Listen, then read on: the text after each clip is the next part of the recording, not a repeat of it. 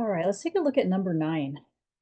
All right, so we have this three-part inequality, or this sandwiched inequality. So let's go ahead. These are some of my favorite to solve because they're not too bad.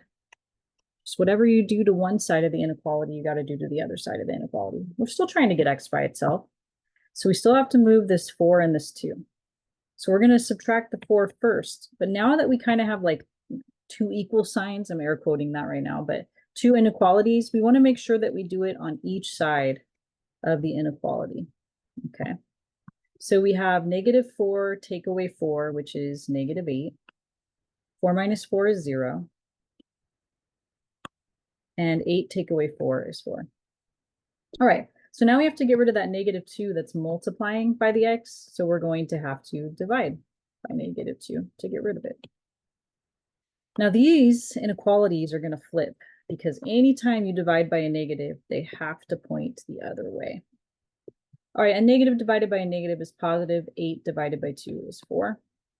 These 2's cancel, so just x. A positive divided by a negative is negative, and 4 divided by 2 is 2. Now you never want to leave a three-part inequality with greater than signs. Okay, it might even mark you off, okay? It's just really hard for somebody to understand when you write it that way. You always want to have your smaller number on the left and your bigger number on the right. So I just picked it up and I flipped it. Okay, it makes more sense. You don't say, give me a number between 4 and -2. That kind of just messes with people. But if you say, give me a number between -2 and 4, that's more how we think, right? We think from smallest to biggest. We don't think from like biggest to smallest. So I'm pretty sure that MyLab Math will mark you off. If you write it this way, it should be programmed like that. Now, also it'll mark you off because the directions want interval notation. So we're going to have to say, we put this on a number line. This is another reason why you want to write it this way, right? It goes perfectly with our number line. So we have a square bracket on the -2. We have a parentheses on the 4. And this notation is reserved for numbers between. It always will mean numbers between. So we know we're shading the numbers between without even thinking. But if you follow the inequalities, you'll see that that's the case. So if I cover this part up, x has to be less than 4. And indeed on here, x is less than 4. And then if I cover this part up, -2 is less than or equal to x. Well, let's flip it and say x is greater than or equal to -2. And those are the same thing, right? Saying 2 is smaller than x and x is bigger than 2.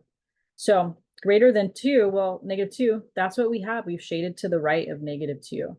So it's kind of hard to see because of the directions of all the inequalities and things.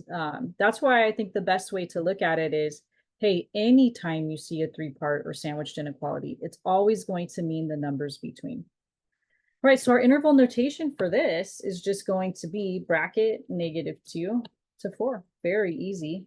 No infinities involved on this one. So let's go put it in.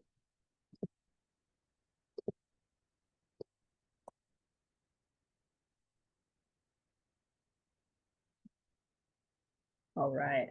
So that is number 9 from the homework. Thanks for joining me.